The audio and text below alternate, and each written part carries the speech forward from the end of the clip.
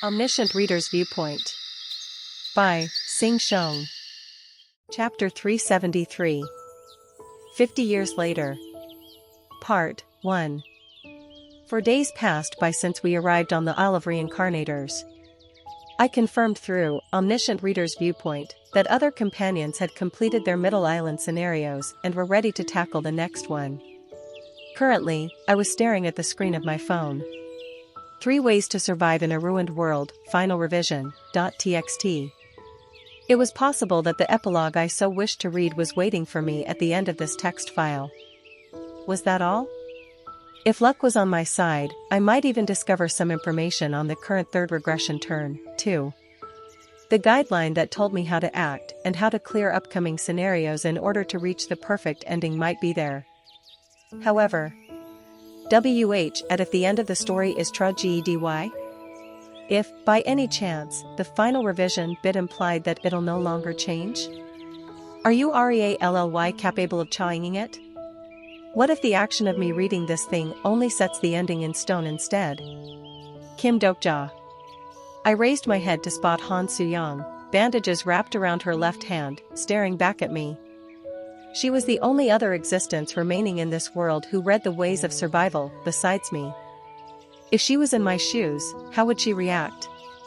If she was me, would she have opened this file? What are you looking at? No, it's nothing. I switched the phone screen off. There might come a day when I get curious about the contents of this story. However, now wasn't it? The epilogue I wished to know probably wasn't in this file. After finishing maintenance on her equipment, Han Soo-young lightly jumped off from the bed and spoke to me. Let's get going. The longer we dilly-dally, the further ahead that bastard Yu Jung-hyuk will get. We have someone to meet first, before leaving, though. Who? Looks like he's here already. We heard knocking sounds as the door creaked open behind us. The first thing we saw was the thick, brown-colored Buddhist rosary hung around the person's neck. Next up was the gray Buddhist monk robe, and the firm, tough muscles peeking out from underneath it. He was a warrior monk who had gone through the repeated rigorous training for a very long time. I've come to fetch you, benefactor. I nodded my head and replied back. Guide me to your king, please. 3 Ways to Survive in a Ruined World. According to the analysis of the best expert alive on the novel Ways of Survival, me. The 3 ways in its title referred to the 3 main characters of the novel itself. The first was the regressor Yu Jung-hyuk. The second was the returnee Jang Ha-young. And finally, the third was... There was another main character? Han Soo-young asked back hurriedly through midday tryst, sounding a bit flustered after listening to my tale. I remembered then that she wouldn't have such information on her, since she only read up to 100 chapters or so. But, then again, it'll be a huge ask to keep milking one main character for over 3,000 chapters, won't it? She still remained needlessly sharp, though. Besides all that, 3 protagonists, eh? As expected of this novel, treading on this surefire shortcut to the failed noveldom like that. I couldn't think up of a retort. Because, that failed novel had messed up our reality in a big way, hadn't it? So, the master of this castle is the 3rd MC, am I right? Yeah. How important is he in Ways of Survival? As much as Yu Jung-hyuk? No, not really. Regardless of what, the main will always be Yu Jung-hyuk. For sure, the majority of the story spanning over 3,000 chapters unfolded with Yu Jung-hyuk as its focal point. The other 2 were called main characters only according to the narrative description provided during the story itself. However, the other 2 are just as monstrous as Yu Jung-hyuk, alright. Especially in the current point of time, the 3rd protagonist is a far stronger existence than Yu Jung-hyuk is. Even more powerful than that dude?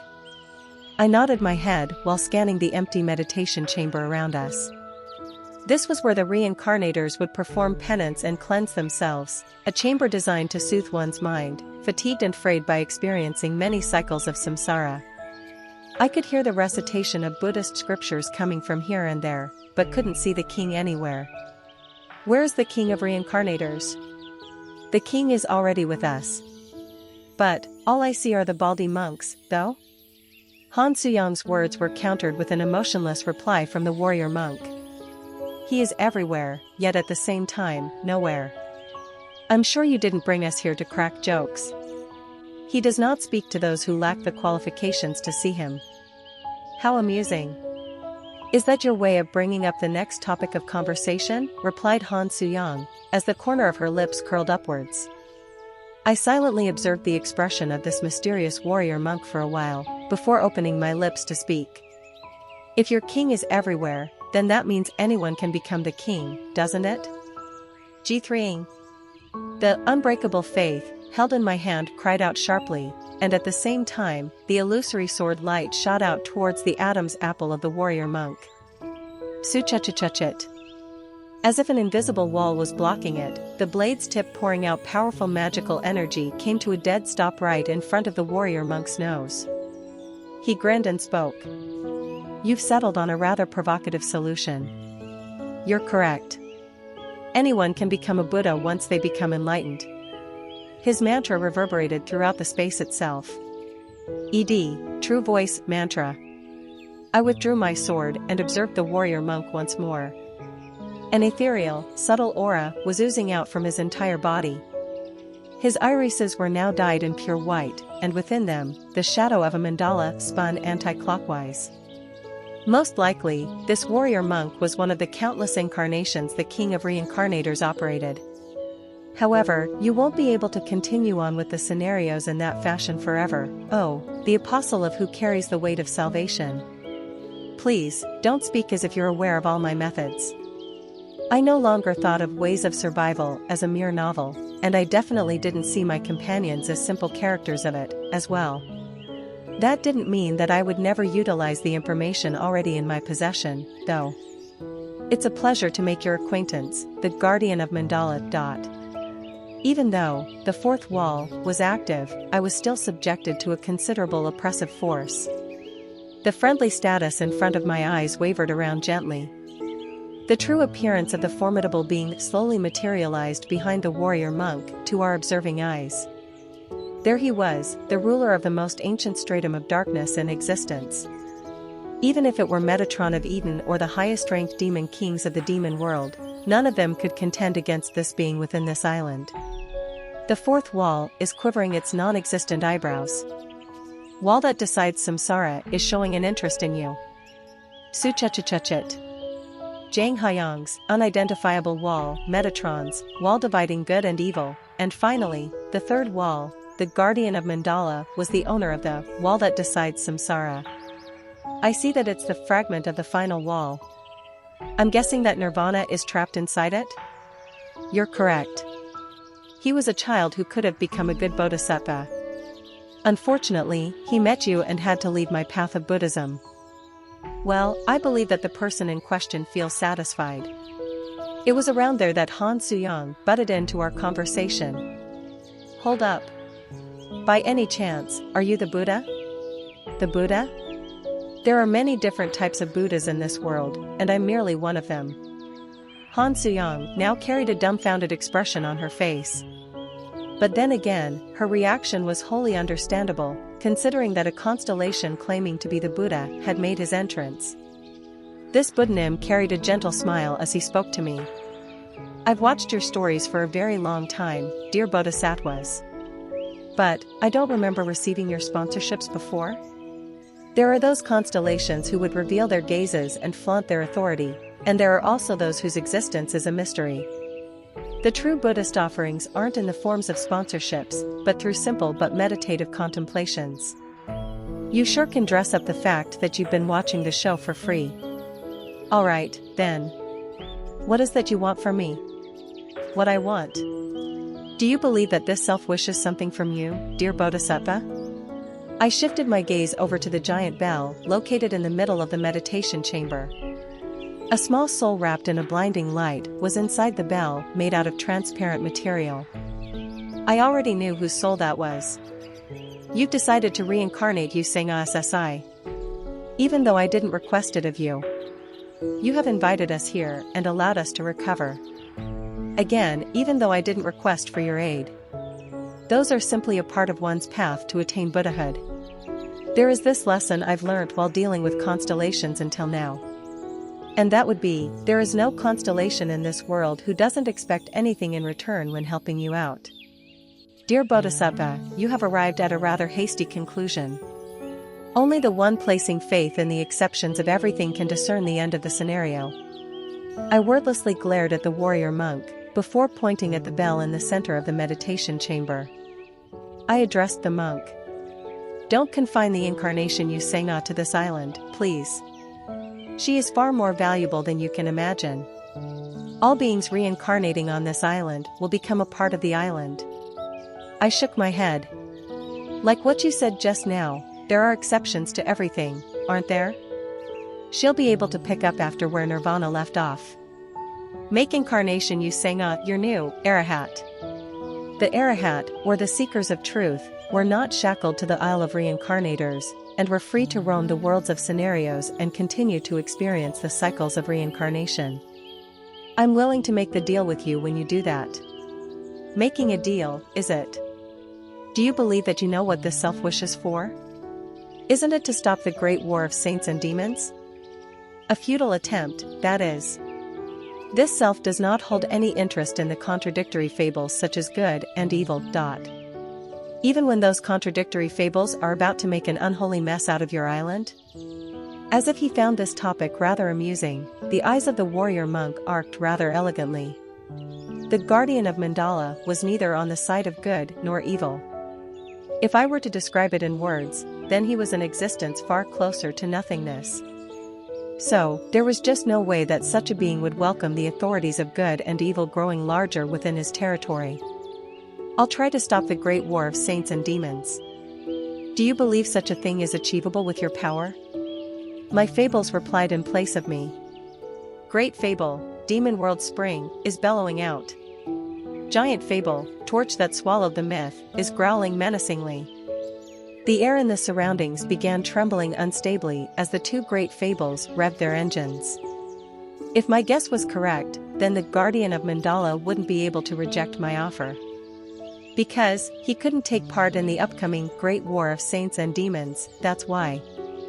As a being who was neither good nor evil, he had no pretext to enter the war, you see. Is the incarnation named you Sangha, becoming this self's Arahat, your only wish, dear Bodhisattva? One other thing. You are a greedy Bodhisattva, it seems. Allow my nebula to start the great war from the area we prefer. As the master of the island, I believe that you can interfere with the proceedings at least that much. At that moment, I sensed the quickening of the faint magical energy from throughout the entire temple. It was a riot of status, as if to make its existence known to me. It was a status possessing a certain aura that wasn't at all threatening or murderous, but nevertheless, something that I couldn't even hope to come close to yet. The fourth wall is strongly activating. Wall that decides samsara is smacking its lips. A short while later, the guardian of Mandala nodded his head. I agree to your conditions, dear Bodhisattva. Unfortunately, it's not possible for the whole of your nebula to start from your preferred area on the main island. In that case, I ask of you to send incarnations Gilyong and Shin Yusung at the least. Where do you wish to send them? The next city. The next city, is it? Oh my, dear Bodhisattva, could it be? If it was the guardian of Mandala, he should have catoned on to what I was planning here by now. The main island of the Isle of Reincarnators was where the fables from the third generation had been stuck frozen in time. As these fables boasted a far wider spectrum of variety compared to first and second generations, your starting point played a factor in you acquiring unexpected fables. Even if others couldn't, I had to ensure that those two kids would start from the next city. In return, the rest of your companions will start in locations that this self has selected.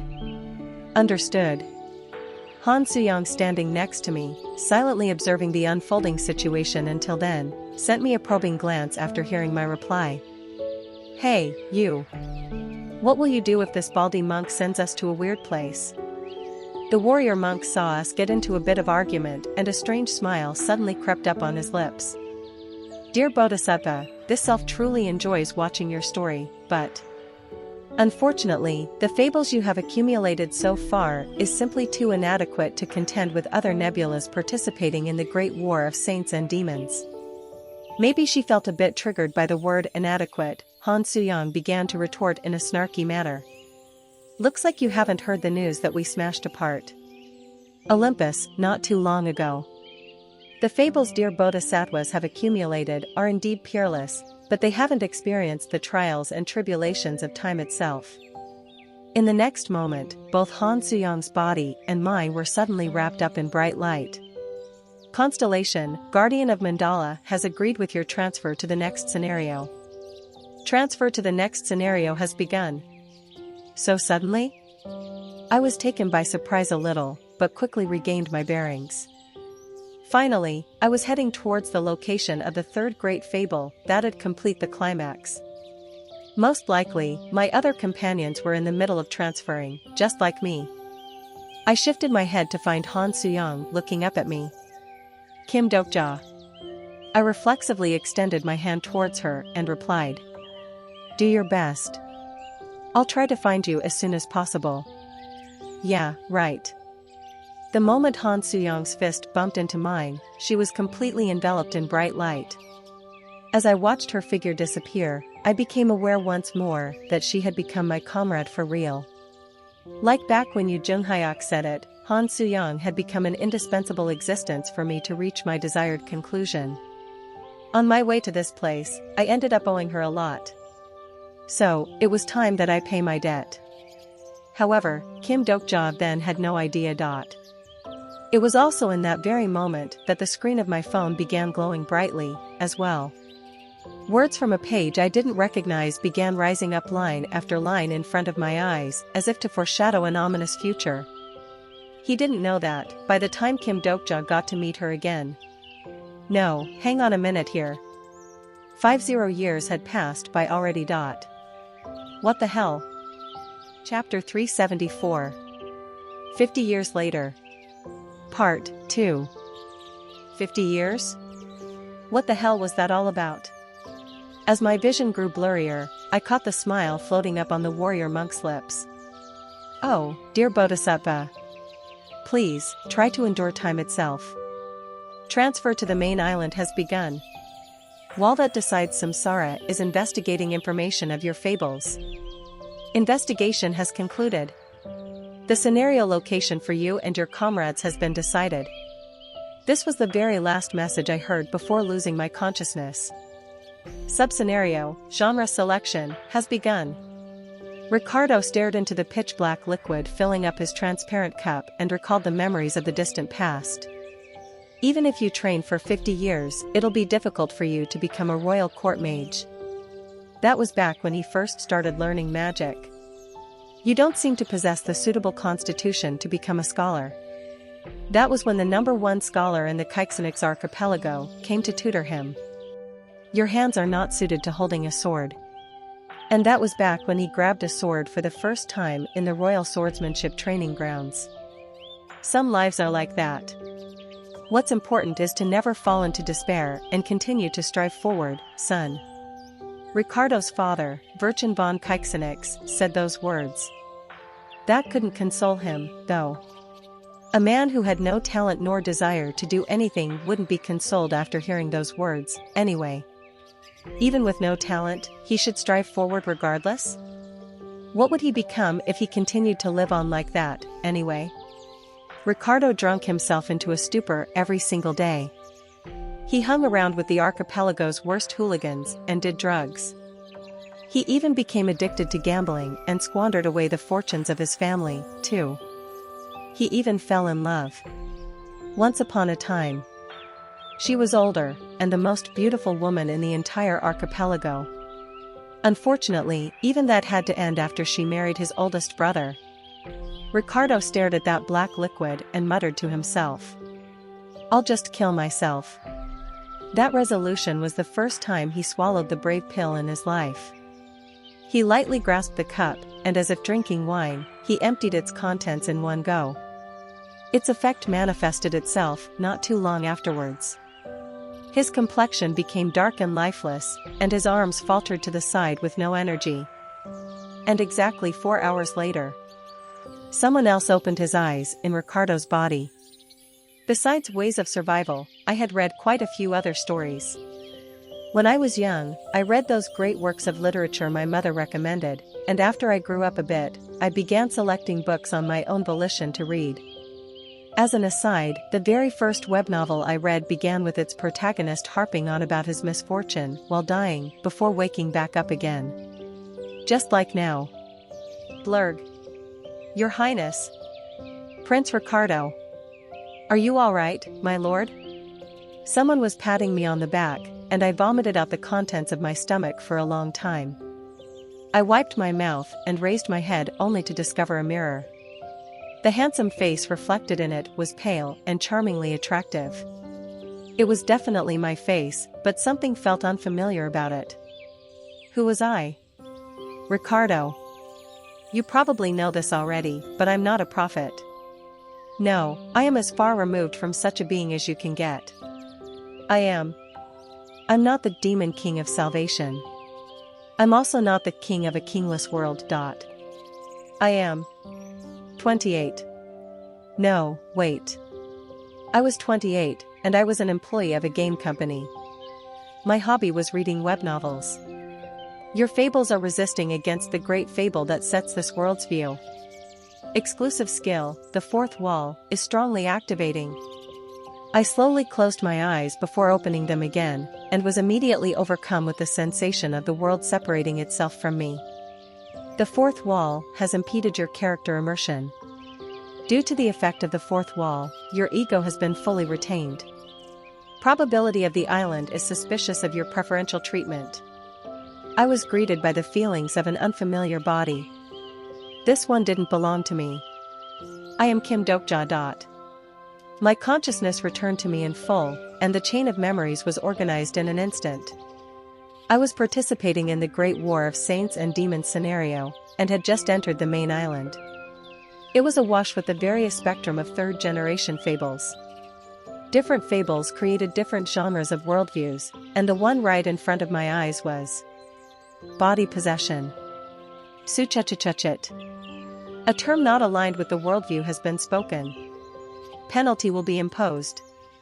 By the time I woke up again, 2 hours would have passed by. Your Highness, are you feeling all right? Someone was calling out to me from beyond my hazy view. Please, may I have some water? You have used language not in line with the worldview. Penalty will. Hand me some water. Here it is. After drinking large gulps of cold water, I felt my reasoning return bit by bit. My head was in a mess as the memories of someone else rushed in. I was now occupying the body of a man who had already lived for over 30 years. In certain areas on the main island, words that don't align with the applicable worldview will be prohibited from being spoken. I could just about remember some stuff from the Ways of Survival. Although this particular turn barely got a passing mention, the novel definitely did feature a scenario such as this one. The so-called possession scenario. I'd be advancing the scenario Great War of Saints and Demons from this person's perspective from here onwards. It is impossible to summon a Dakibi when in the applicable area. You are unable to receive indirect messages from the constellations when in the applicable area. Not only that, strange restrictions were in place, too. This was a different development from the Great War of Saints and Demons that I knew of. Looks like I'll have to collect information first. You have performed actions befitting the personality of the host body. Your understanding of the applicable host body is increasing. Straight away, I began rummaging through the memories from the Ways of Survival. The Kaiksanix Archipelago, the Isle of Heroes that led the Age of Saints and Demons. I couldn't really recall any particularly useful information. Why did it have to be an area that didn't get much of a mention in the Ways of Survival? But it didn't feel like a completely foreign place to me, though. Was that because of the memories of the person I had possessed overflowing into me? Exclusive skill, character list, has been activated. Now originally, I couldn't see my attribute window. However, if it was the one belonging to the host body that I took over, then Plus. Character information. Name, Ricardo von Keixenix, Kim Dokja, age, 31. Constellation support, none, currently, one constellation has shown interest. Exclusive attribute, a gifted hoodlum. Exclusive skills, royalties outer appearance LV.3, soliloquy LV.6, roleplay LV.5, stigma, none.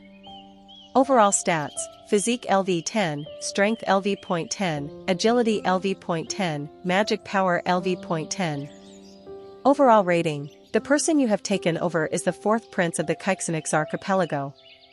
Unfortunately, he lacks talent in all types of combat abilities, including swordsmanship, magic, etc.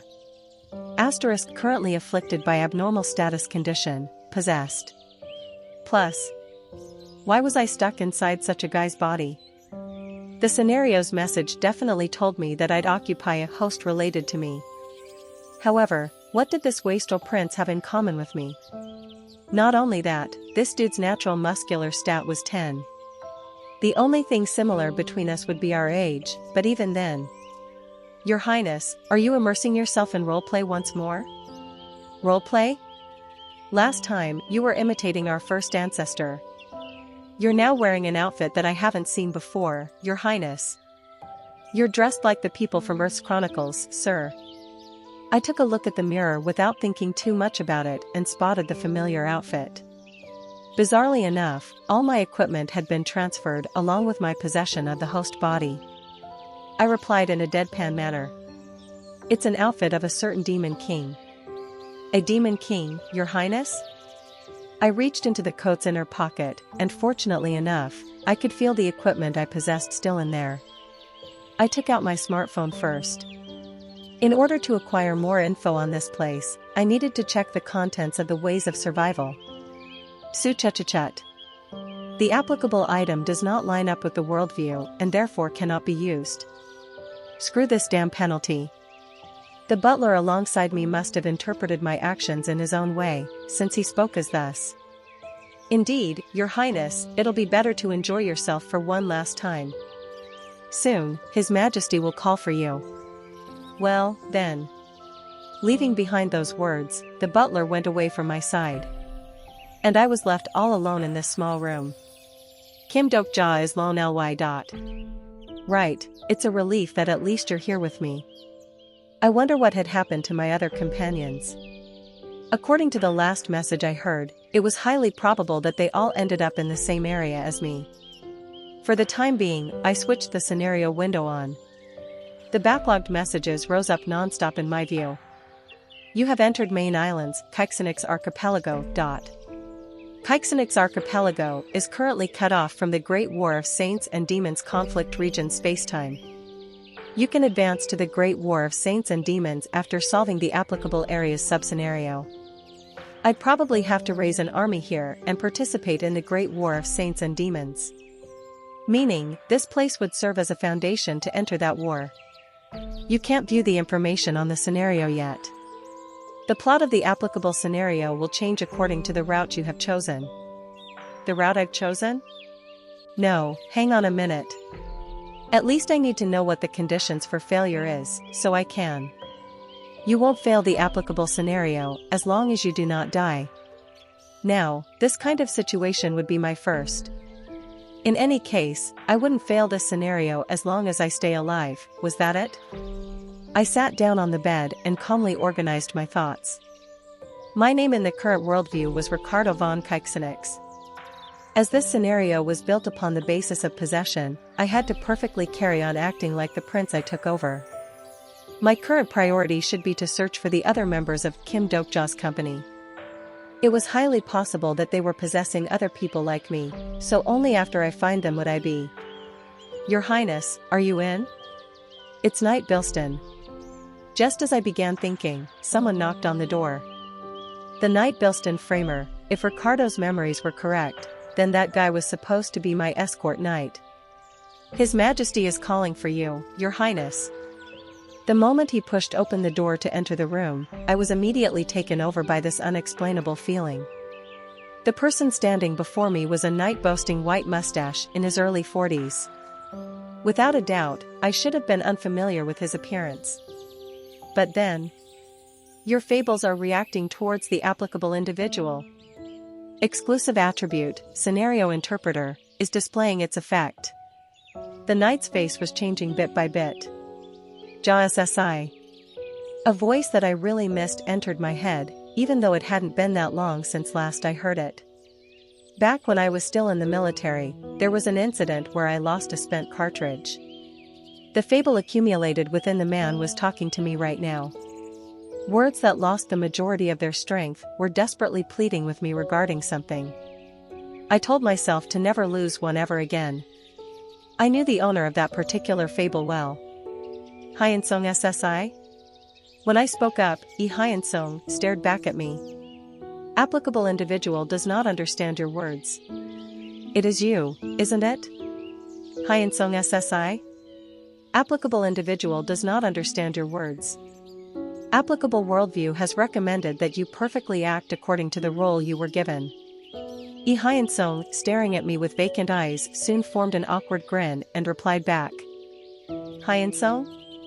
Haha, are you still in the middle of your role play, Your Highness? May I be permitted to inquire as to who you were imitating just now? It seemed that Hyansong couldn't recognize me at all, along with an expression of someone who didn't remember me on his face. I called out his name. Lord Bilston. Yes, Your Highness. Do you not recognize this outfit? Is that the outfit of the demon hunters? Or, maybe, a member of revolutionaries. Although my current face was different, my current attire was the white coat that I've been wearing all along.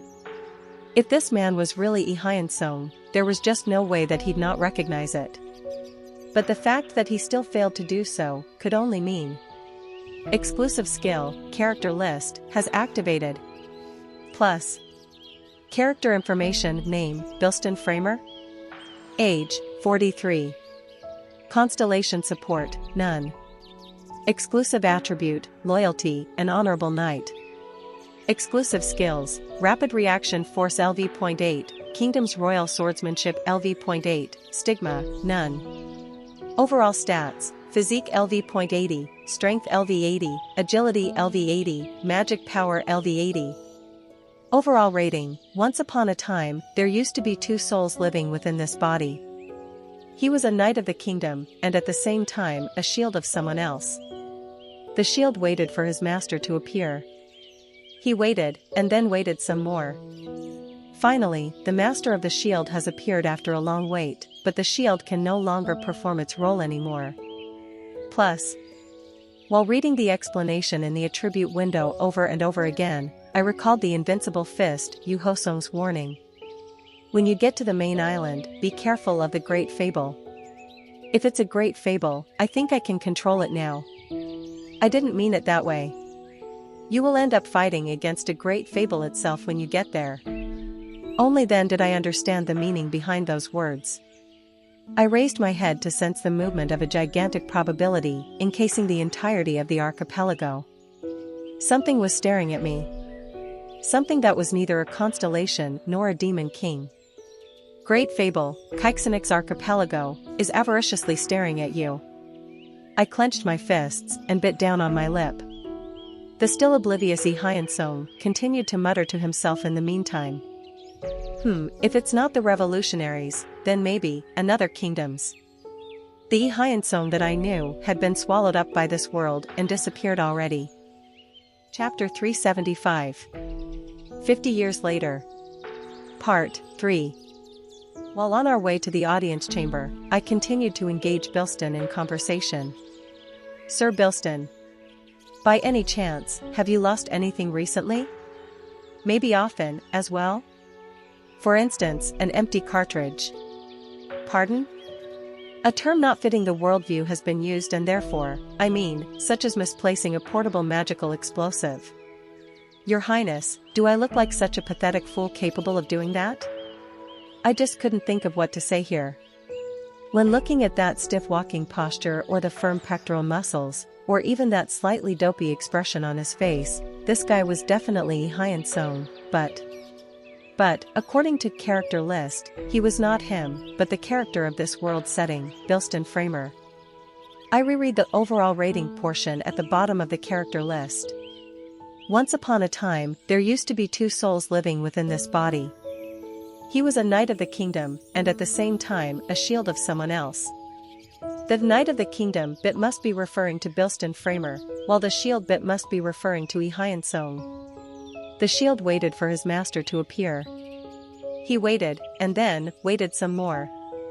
Finally, the master of the shield has appeared after a long wait, but the shield can no longer perform its role anymore. The most important portion was this part. I kind of realized that Hyun Song had been waiting for other companions to arrive. The issue here was with the number. Just how much time was this long wait thing implying here? Your Highness? I couldn't help but feel complicated when looking at the man staring back at me with those dopey eyes. There were only two things I could be sure of at the current juncture. 1. Hyun Song had been entered into this scenario far earlier than me. 2. He had been swallowed up by this world's great fable and his ego had disappeared. Great fable, Coincidental archipelago, is smacking its lips in your direction. The fourth wall is glaring at Coincidental archipelago. In that case, could the others who didn't possess the fourth wall have ended up in the same state as Hyun Song? Your Highness, did something happen?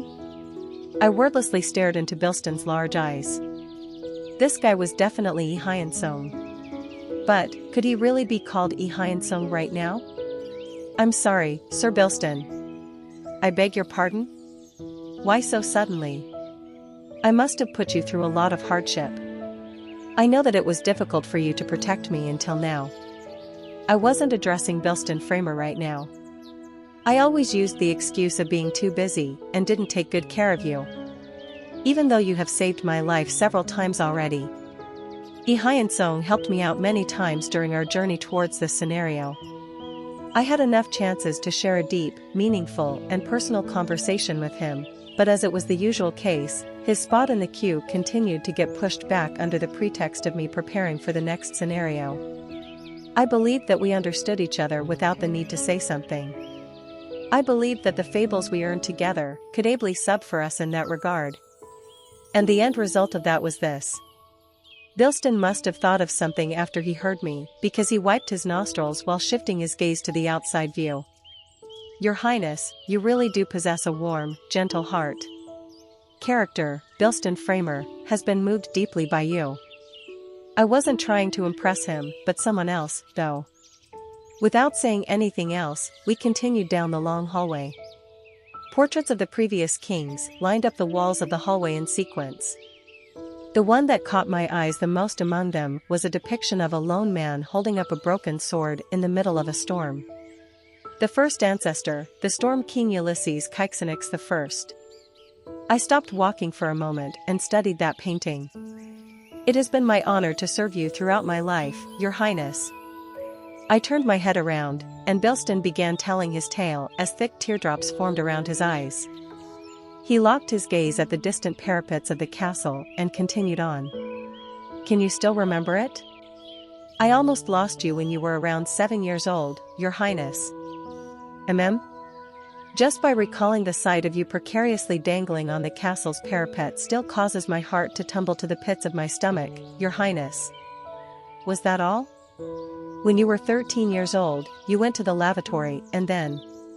Hey, hang on a minute, this dude. He's way too similar to Hyun Song, wasn't he? But then, you're still worried about this lowly one even until the last moment. Last moment? Bilston stared back at me with sorrowful eyes, before quickly avoiding meeting my gaze. We've arrived. Let us go inside. The doors to the audience chamber were before us already. They opened up to reveal the royal guards lining up on either side of the red carpet. And the captain of the guards, decked out in the silver crest, stood proudly in the middle. Sir Bilston, why are you so late? I was sharing a final goodbye with His Highness the Prince. There were several spots in their conversation that I wanted to butt in, but thanks to the overall atmosphere, I couldn't squeak a word out. Bilston, who had been in a tearful mood only a minute ago, was now carrying a grave, serious expression. The gazes of two people growling at each other collided in midair. The captain continued on. A final goodbye, is it? A traitor found guilty of high treason dares to enjoy unnecessary luxury. You better watch what you say. The two of them got into a battle stance simultaneously. Bilston pulled out a bastard sword, while the captain... Eh? Why was this person carrying that sword? Indeed, the weapon held in the captain's hands was something that I was intimately familiar with. I personally collected the materials and had it crafted for the sake of a certain someone, after all. Sword of Judgment. Sir Bilston, do you wish to become another dewdrop of the execution ground alongside your prince? The captain's red eyes wavered threateningly from beyond his helm. Oh, my king. If you will it, then so be it. Dokja SSI, you're trying to do it by yourself again. I told you not to do that, didn't I? I knew who this person was. Stop, both of you. Bilston heard my urgent cry and stopped gathering momentum, and stepped back. Meanwhile, the captain of the guard, glaring at me with hostile eyes, removed his helm. And his face matched exactly that of Zhang Huiwen's. Exclusive skill, character list, is activating.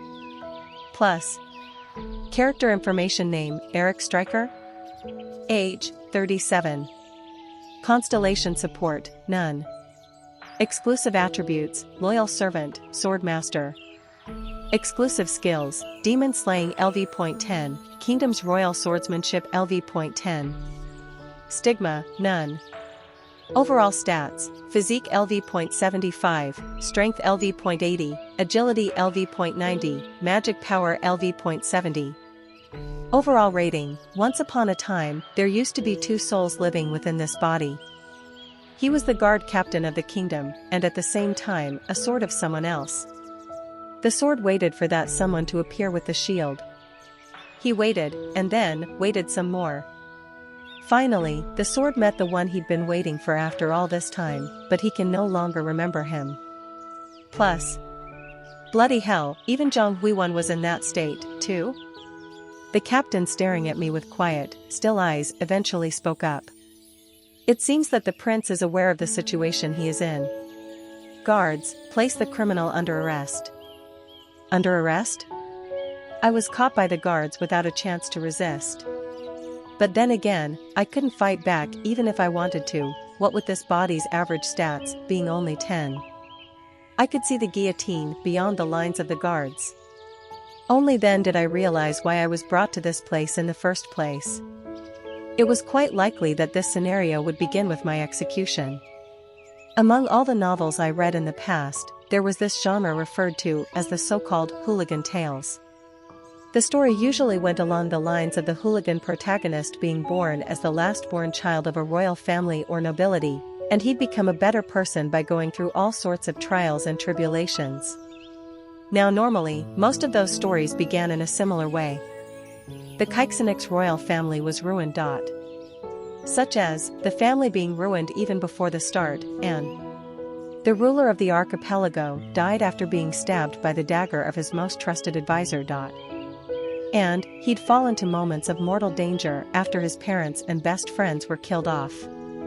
The second prince, renowned for his mastery of the sword, and the third prince, renowned for his magical prowess, lost their lives at the hands of the usurpers. What the hell? What was I supposed to do when such important memories came back to me only just now? I shall guide the criminal personally. All thanks to that, I ended up delivering myself to my own execution ground like an idiot. Many different thoughts floated up in my head. I was wondering why this wastrel killed himself, but maybe he didn't want to be executed? Bilston, now being forcibly held back by the guards, could only call out to me in desperation. Your Highness! Prince Ricardo! The captain grabbed a hold of my hair and dragged me towards the gallows. If Zhang Huiwen's consciousness was still here, this would have turned into a rather amusing spectacle, but alas. I spotted a lunette designed to perfectly accommodate my neck. In a short while, I'd be forced up on the gallows and have my head cut off. And when that happened, I'd fail this scenario. Unique skill, the fourth wall, is strongly activating. I looked up at the face of the guard captain and asked him, "Are you really going to do this?" The captain smirked back. "Oh, so you feel scared now that you've come this far?" "That's not it." "Then what? Didn't you promise to become my sword?" A faint sense of fluster floated up on the captain's face. "What rubbish are you spewing now? Have you forgotten your pledge already? Was that all a lie, your promise of seeing the end of the scenario alongside me?" Character, Eric Stryker, is feeling a small amount of confusion towards you. Looks like you've begun rambling nonsense now that you're about to die. Just like it was with Yi Hyun-sung, Jong Hui-won's ego didn't want to return that quickly. The coldness of the wooden lunette surrounded my neck. It was at this point in time that someone loudly shouted out, "Her Majesty is making her entrance." I heard the sounds of curtains being pulled back. Someone was walking towards the audience chamber, enveloped in still silence. The footsteps sounded dignified, light, but at the same time, weighty. Accompanying those footsteps, Ricardo's memories flowed into my head like a song. The enemy of my father and my brothers. The dark magician of the Keixenix archipelago. The regicide. And my heart began powerfully pounding away. The woman that I used to love. Convict, raise your head. I slowly raised my head and saw a short-statured king, decked out in a black medieval-style cloak embroidered in silver, with neat and tidy tights underneath. "Do you have any final words?" I dazedly stared at this king and murmured something inside my mouth. Exclusive skill, character list, is activating. Due to an unknown reason, only a portion of the applicable individual's information can be viewed. Plus. Character information: name, age, 50. Overall rating, the applicable individuals.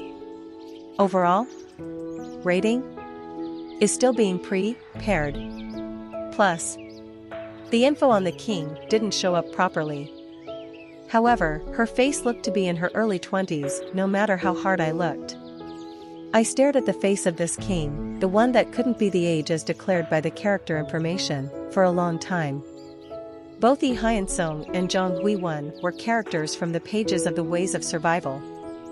However, what would it be like for someone who wasn't a character, to begin with? Just like me, who wasn't the character of the novel. I was holding on to a certain expectation, a hope. I asked you if you have any last words. If it was her, wouldn't she be able to remember me? He didn't know that, by the time Kim Dokja got to meet her again, 50 years would have passed by already. Those were the words from the final revision of the novel that I saw just before I was thrust into the scenario. So, this was what they meant, huh? I have. Then, I permit the convict to speak. I forced a smile and spoke up.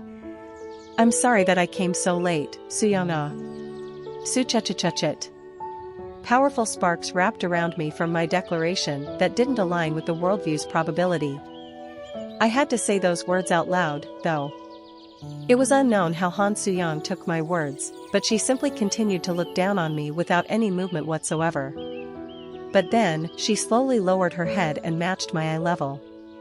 Her emotionless eyes, the beauty spot just below one of them, and her lips that always mocked me for fun, now arching up in a smooth line. "Proceed with the execution." The guillotine's blade chopped down.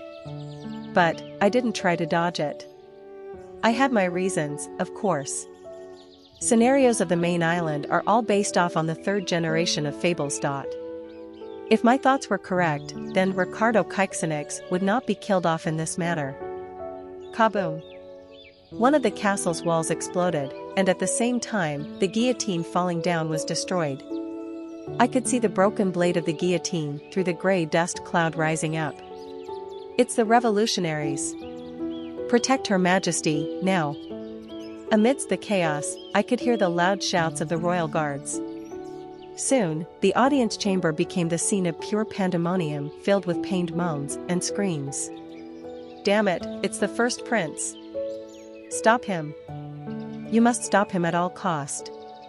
It was the first prince of the Keixenix archipelago, Ricardo's blood brother, as well as a genius in swordsmanship and magic as well as academia. I've come to save my little brother." I was greeted by this overflowing sense of happiness. When the arrestingly beautiful sword light danced and sparkled within the audience chamber, the royal guards rushing in all collapsed one after another like puppets with strings cut. There was someone who'd never change even if the worldview or scenarios around him did. Indeed, there would ever be only one such person even if you searched through this entire world line. But, I closed my lips just as they opened up halfway. I wasn't sure why, though. Great Fable, Keixenix Archipelago, is enjoying the bloody, gory battle. My comrades so far had forgotten about me. I was sure it'd be the same story for that dude, too. In a way, it might be the best thing for him, I thought. Fable, Comrade of Life and Death, has begun its storytelling. It was then, the first prince suddenly glared at me. And then, a message popped up in my head. "You fool. You must be Kim Dokja." Chapter 376. 50 Years Later. Part 4. Capture them. Apprehend the eldest prince first. They are taking the fourth prince away. Angry reincarnators inside the screen were pouring out a barrage of arrows and sword lights. And there were two men running within the thick, choking smoke, Yu Junghyuk and Kim Dokja. Bot. With a very restless expression on her face, Bu jumped up and down in the air like a ball of mochi. Arrows flew past Kim Dokja's head with barely any room to spare. Some of them even accurately fell towards his back, but the first prince quickly swung his sword to deflect them all. Retreat. With that order, the revolutionaries receded away. And there were constellations watching this spectacle from afar. Constellation, father of the rich knight, is gazing at Keixenix Archipelago. Constellation, queen of the darkest spring, is looking at the underworld's successor. Constellation, abyssal black flame dragon, is roaring out in frustration. Unfortunately, their messages couldn't reach the incarnations within the channel. Constellation, demon-like judge of fire, is pleading for at least one message to get through. Constellation, demon-like judge of fire, is requesting for the permission to send indirect messages. Bot. With a sad look, Bu shook her head. Dakibis might possess the authority to change broadcast setup of their channels, but the situation this time with the Isle of Reincarnators was a rather unique one. Constellation, demon-like judge of fire, is glaring at the guardian of the mandala. The one who offered up the stage for the scenario of the Great War of Saints and Demons was the master of the Isle of Reincarnators, guardian of the mandala. He was not allowed to participate in this scenario personally, but at the same time, was given the same level of authority to interfere as the high-ranking Dakibis during this war. Oh, young angel, that is regrettably impossible to do so. Unless you decide to convert to the path of Buddhism through this opportunity. Constellation, demon-like judge of fire, is throwing a temper tantrum. You should be mindful of your temper. Those with much anger in them will get consumed by it later. A great number of constellations are expressing their indignation. Not caring whether they were furious or not, the guardian of the mandala continued to stare with quiet, distant eyes at Kim Dokja inside the screen, as if he was searching for a certain profound epiphany from that man's face. Channels nearby are momentarily being frozen. Suchachachut. It was around then that someone revealed himself in the air, accompanied by a sudden storm of sparks. The guardian of the mandala shifted his disinterested eyes in that direction. This one doesn't recall giving entry permission to a Dakibi from the bureau. I simply had to come with the situation being what it is. Oh, king of reincarnators. The one that appeared was the upper-grade Dakibi, Bai Hyung. He courteously performed the Buddhist-style greeting and began his questioning right away. I'm aware that you possess 10 different names. Sakya, Sakyamuni, Siddhartha, Tathagata, Sugata, Buddha. Which one among them are you, exactly? The expression on the guardian's face shifted ever so slightly after hearing Bai Hyung's question. The fact was, he would transform into a different existence according to the name he currently possessed. This one is currently Sakyamuni. Sakyamuni, please cancel the abnormal scenario currently imposed on the nebula. Kim Dokja's company. That is contrary to our prior agreement. Have you not handed over all control of the preparatory scenarios to me? I believe you were strongly requested to remain neutral in the upcoming Great War of Saints and Demons.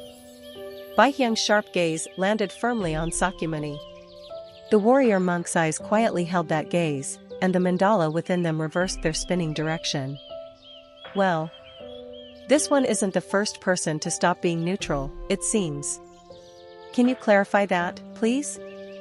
I heard recently that there is an upper-grade Dakibi greatly favoring incarnations from a certain nebula. Right after Sakyamuni finished replying in a subtle but accusatory tone of voice, Bu popped up in midair and plopped her soft tummy on top of Baihyung's head. Are you here because of the bureau, or by your own volition? Baihyung lightly bit his lip, but didn't provide an answer. Instead, he looked at Kim Dokja in the screen, currently breaking past the clouds of explosions and running away. The trial you have put them in is far too excessive. It might be only a blink to the constellations, but that length of time is as much as one's lifespan from a human's perspective. This one was also a human once upon a time. And this scenario is a necessity. Especially if they are to reach the Sakyamuni. Oh Dakibi, the celebration of the end will soon commence. The mandala within Sakyamuni's eyes continued to spin. And the faint figures of Kim Dokja and Yu Jung-hyuk could be seen above the spinning mandalas. Which will you vote for? With the aid of Yu Jung-hyuk, I was able to safely escape from the audience chamber. The pursuit attempt by the guards proved to be annoyingly persistent, but thanks to the sacrifices of a few revolutionaries, we made it to the safe house in the end. Yu Jung-hyuk chucked the unconscious Bilston, the host body of Lee Hyun-sung, on the floor and opened his lips to speak. Why did you show up this late? It wasn't because I wanted to, okay. The worldview is growing suspicious of your conversation. Midday Tryst has been activated. Yu Jung-hyuk shot me his trademark murderous glare for a little while, and then continued on with his story. I arrived in this place around 2 years ago. I calmly listened to his experiences. He suddenly became the first prince of the Keixenix archipelago, and just as suddenly, throne usurpation broke out. Yu Jung-hyuk was thrown into the middle of that armed revolt and began his bid for survival. He escaped from the royal castle and created the group of freedom fighters. And then, he searched around for the rest of the companions. By the time I arrived here, Lee Hyun-sung, Jang Hui-won, and even Han Soo-young were already in that state. Are the three of them the only ones here? Where are the others? Haven't found anyone besides them. It's likely that only they were summoned to this world. Yu Jung-hyuk possessed the sage's eyes. In some regard, that skill allowed him to spy on far more complete information than my own character list. He had been relying on this skill to search for the other companions. He probably discovered me through it, too, since the sage's eyes didn't work on me.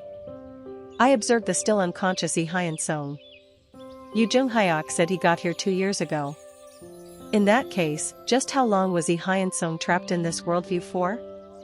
They have all been swallowed up by the great fable, haven't they? Probably. What about you? You alright? You think a measly couple of years is enough to break me down? I belatedly recalled what an amazing dude Yu Jung-hyuk was. The trustworthy Lee Hyun-sung, the driven Jang Hui-won, and even Han Soo-young all broke down and lost themselves. Great fable, Keixenix archipelago, is shooting a dissatisfied glare at incarnation Yu Jung-hyuk. However, Yu Jung-hyuk was completely unscathed. But then again, that was pretty obvious when I thought about it. The method employed by this worldview's great fable to break us down was time itself. However, Yu Jung-hyuk possessed far stronger resistance towards the passage of time than anyone. Well, he had already spent hundreds of years in the dark stratum going through harsh training, after all. The worldview is expressing its puzzlement over your lengthy silence. I raised my head towards the sky. The current scenario was governed by the rules set out by the worldview. Even Yu Jung-hyuk seemed to have realized how we should start acting from here onwards. I finished preparing myself and opened my lips. Older brother. Yu Jung-hyuk's expression crumpled into something unsightly. Hey, don't make a face like that. This is the restriction of our current scenario. Do you think I'm enjoying this either? Yu Jung-hyuk's eyes bubbling over like boiling lava finally softened just a tad. Yep, this guy was going to experience severe difficulties pretty soon. According to Ricardo's memories, the original setting for the first prince was loving and warm-hearted big brother. That was why. Yu Jung-hyuk opened his lips. Speak, Ricardo. What are you going to do next? It looks to me that even the revolution has failed now. No, besides all that, why did you even appear in the execution ground, anyway? I was planning to kill the false king. Character, Ricardo von Keixenix, is being agitated. I was pretty sure of him being dead serious here. The Yu Jung-hyuk I know was fully capable of doing something like that, after all. Too bad, that wasn't my style. But, should you be doing something like that? She's originally your bride, isn't she? Correction. She was supposed to be one. The throne was usurped on the first day of the wedding, however. Oh, I see. So, it's that sort of development? I felt just a bit relieved now. Han Soo-young and Yu Jung-hyuk as a couple? Kim Dokja's company hadn't allowed any dating at the workplace yet, so hell no. It was at this point in time that an unexpected message entered my ears. The worldview finds your words interesting. The genre of the applicable scenario has tilted slightly towards romance. The genre had tilted? Yu Jung-hyuk continued on. It was already far late to save her. She was stained by the corrupted magic and lost her original humanity. Oh, really? The worldview finds incarnation Yu Jung-hyuk's words interesting. The genre of the applicable scenario has minutely tilted towards fantasy. I gave another signal to Yu Jung-hyuk with my eyes. Did you hear that? He nodded his head. In any case, we both are too late now. We can't save them all. No, it's not too late. Whatever the case may be, there are two of us, right? After saying that, I shifted my gaze down to Bilston on the ground, still snoring away. And carried on. Maybe, 3. Those 3 will be everyone. Who knows? There might be more. Maybe, a miracle happens and an existence crossing over from another dimension will help us out. The worldview finds your words interesting. The genre of the applicable scenario has acquired the possibility of being fusion fantasy. And in the following moment, new scenario messages popped up right before my eyes. The selection point for the sub-scenario, genre selection, has been generated. A new scenario message has arrived. We quickly accessed the scenario window. Plus. Sub-scenario, genre selection, type, sub. Difficulty? Clear condition, the worldview you've been summoned into can participate in the great war of saints and demons. Choose the genre of the worldview you're now a part of, and lead it to its natural conclusion. The worldview that witnesses the conclusion will earn the right to participate in the war. Time limit, none. Reward, participation of the Great War of Saints and Demons, 300,000 coins. Failure, you will be bound to the Isle of Reincarnators. Plus. List of currently selectable genres. 1. Romance. 2. Fantasy. 3. Fusion fantasy. Asterisk the attributes of a genre will strengthen the further you act in a manner befitting said genre. Plus. So, this is how it was. I raised my head and found Yu Jung-hyuk's dumbfounded expression. I kind of understood how I should go about advancing the scenario now. However, the problem here was the difficulty of figuring out which genre was the right one to select. We just don't have enough information. It had been nice if only we knew what the original plot of this world was. It was unknown what kind of a conclusion we'd get after choosing a particular worldview. What I wanted was to ensure the survival of everyone and move on to the next scenario together. But, what if someone were to die as the price for me choosing a genre? Yu Jung-hyuk threw out a question. I guess your high and mighty book didn't mention this part, then? I flinched slightly before making my reply. How can I know something that a regressor like you doesn't know? But, I do know. What? You know what, exactly? The course of this scenario. I stared at him in pure shock. Yu Jung-hyuk knows of this scenario's plot? But, that couldn't be. If my memories were correct, then the Yu Jung-hyuk of the third regression turn had not experienced a scenario like this one. And he'd not go through one in the future, either. I read it in a book. What book was that? I momentarily wondered if he was talking about the ways of survival, but quickly realized that was impossible. Because even that novel didn't contain any in-depth information on this scenario. I read the diary written by Han Soo-young from the 1863rd turn. She experienced this scenario in that regression. Han Soo-young of the 1863rd turn? And why do you have her diary in the first place? I got hold of it by a special means. I glared at Yu Jung-hyuk for a little while. Well, I was slightly overcome with complicated feelings of betrayal. Han Soo-young, from the 1863rd turn, didn't mention any information on this scenario to me. Why was that? Did she think that I must not know about it? Or just to spite me? My thoughts remained complicated, but I shook my head and got rid of them. They weren't important right now. If you possessed such information, you should have told me that already, you dumbass. Okay, so. How did the 1863rd turn Han Soo-young clear this scenario? Whatever the case might have been, the important thing was that we did have info on this scenario. If we had info, then that meant there was an already set method to clear it. However, Yu Jung-hyuk's expression was gloomy. This world is not unfolding in the original direction. What are you talking about? Throne usurpation didn't happen in the original plot of this world. Meaning, the event of the current king becoming king shouldn't have happened. Which means, before we entered this world, someone changed the plot of this story. I was flustered. Currently, we were in a situation where neither of us, Yu Jung-hyuk the regressor, and me, the sole reader, had any idea on the future storyline. Sure, there had been a few times when the progress of the story didn't match up with the ways of survival in the past, but this would be the first time we couldn't predict what the future held for us. The ways of survival I knew didn't contain any potential solutions to a scenario like this one. Moib you so old have read the final revision. Regret belatedly rushed in. It was at this time that someone knocked on the door. Enter.